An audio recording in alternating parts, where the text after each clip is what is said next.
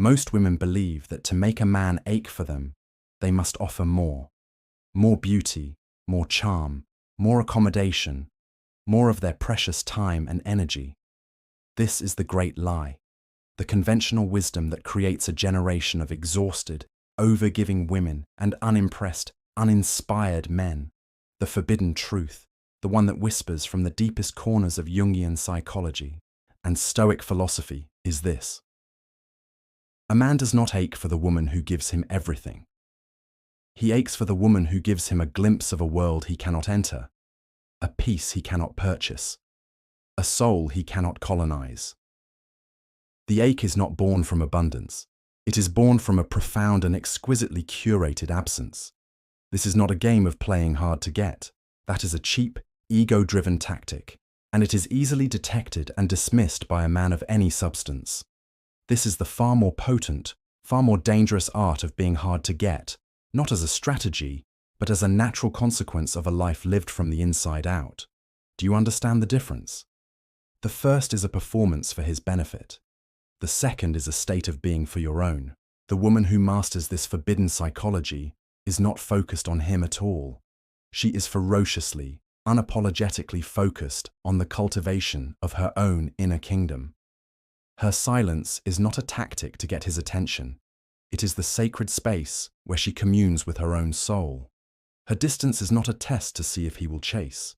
It is the natural boundary of her self-respect. She understands that a man's psyche is a landscape of chaos and ambition, a relentless forward momentum in search of a prize, a problem to solve, a world to conquer.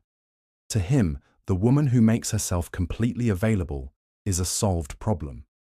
She is a beautiful, perhaps even beloved territory that has already been mapped and claimed. The ache, that deep, spiritual longing that borders on obsession, is reserved for the undiscovered country.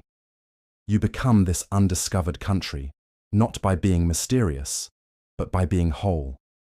You have your own laws, your own climate, your own sacred sites that are not open to tourists. Access to your inner world is not given freely. It is a privilege earned by those who can meet you on your own frequency. When he encounters you, a woman who is a sovereign nation unto herself, his entire psychological framework is disrupted. His ego doesn't know what to do. He cannot conquer you, because you are not at war. He cannot save you, because you are not in distress. He cannot possess you, because you are not an object. You exist, radiant and self-contained, and your very presence becomes a silent indictment of his own inner fragmentation.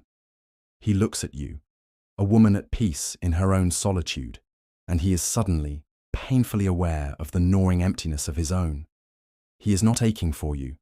He is aching for the wholeness you represent. He is experiencing what Carl Jung called a projection of the anima. He sees in you the lost, luminous part of his own soul. He is not falling in love with a woman. He is falling in love with the possibility of his own salvation, and you have just become its unwilling gatekeeper. The ache, therefore, is not a constant state of pining.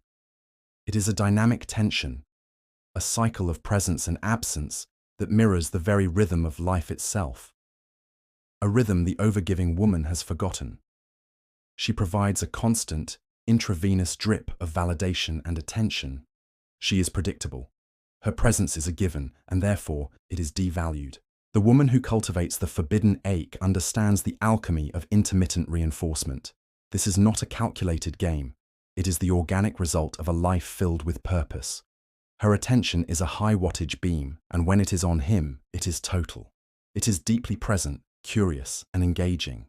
But then, she turns it away. Not to punish him, but to illuminate other parts of her own vast world. Her life is a rich tapestry, and he is only one thread.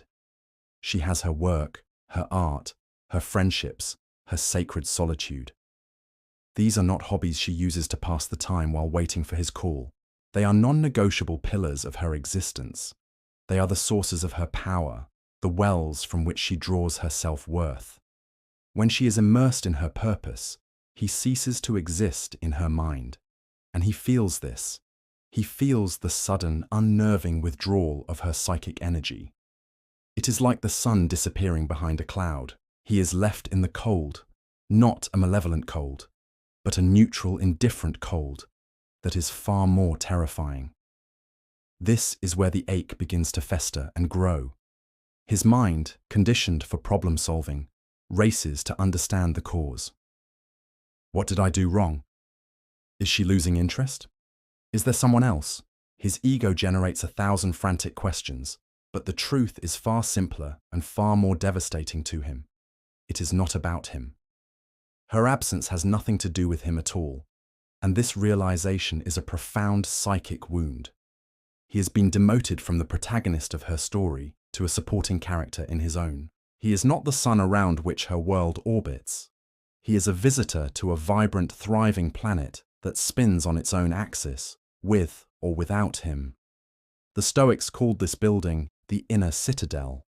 It is a fortress within the soul, impervious to the chaos of external events, including the comings and goings of a lover.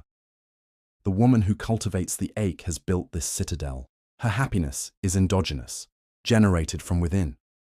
She does not grant him the power to be the source of her peace or the cause of her disturbance. When he senses this unshakable inner core, this emotional self-sufficiency, it creates a maddening and irresistible challenge. He cannot manipulate her with guilt because she feels none. He cannot control her with jealousy because she is not possessive. He cannot rescue her because she is not a victim. He is left with only one path of engagement. He must rise to her level. He must begin the arduous work of building his own inner citadel if he is ever to be granted entry into hers. He is not aching for a woman. He is aching for an anchor in the storm of his own being. This ache is further intensified by the language she speaks, not the words themselves, but the subcommunication, the unspoken dialect of the sovereign soul.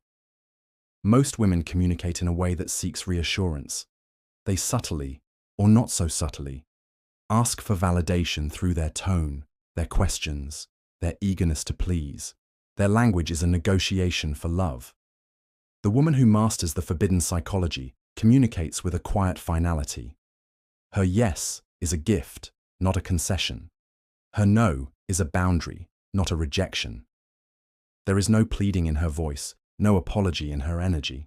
She speaks not from a place of wanting something from him, but from a place of knowing what she is worth.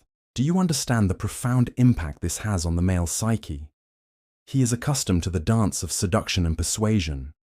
He is an expert at navigating the nuanced terrain of female desire, of spotting the subtle insecurities he can leverage.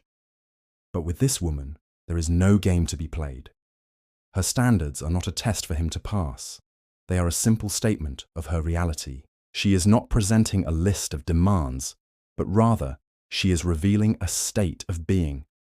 This is who I am. This is the energy I will allow in my life. You are free to meet me here, or you are free to leave. This is not an ultimatum delivered in anger. It is a calm, unwavering declaration of her own value. It is the ultimate expression of what modern psychology calls secure attachment, born not from a perfect childhood, but from the brutal, beautiful work of self-parenting. This calm, non-negotiable energy short-circuits his entire operating system. It forces him to turn inward. Instead of asking, "How can I convince her?" he is forced to ask a far more terrifying question. Am I good enough? For the first time, he is not the one doing the choosing. He is the one being measured. And the metric is not his wealth, his status, or his charm. The metric is the quality of his character, the depth of his presence, the integrity of his soul.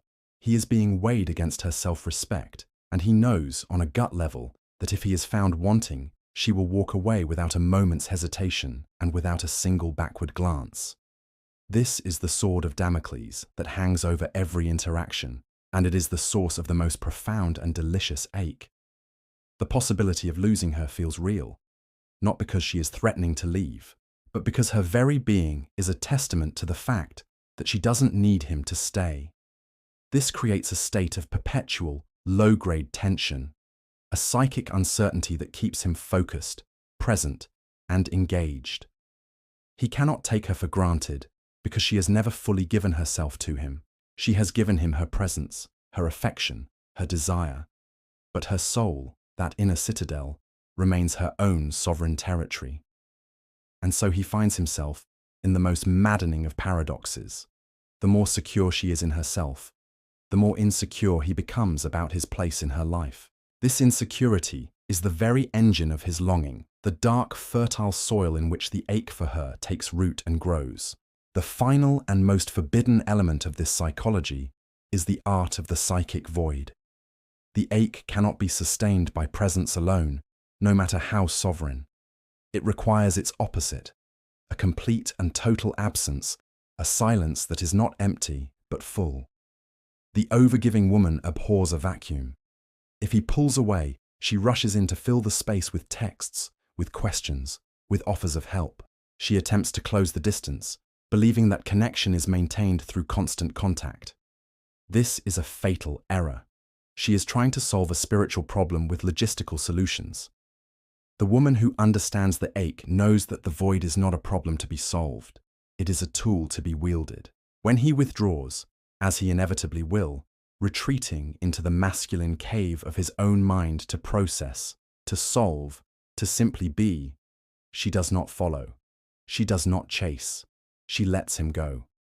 She matches his silence with a silence of her own, but hers is of a fundamentally different quality. His silence is a retreat, often born of fear or confusion. Her silence is an occupation. She is not waiting by the phone. She is pouring her entire being back into the life that sustains her. She returns to her work, her art, her body, her soul. She becomes once again, fully and unapologetically herself. Do you see what this does to him? In his solitude, he expects to be pursued. His ego is primed for the familiar drama of the chase. He is subconsciously waiting for the text that asks, "Is everything okay?" This pursuit would validate his importance and soothe his ego, even as it irritates him. But from her, there is nothing. A vast, echoing silence. This void is not a punishment. It is a mirror.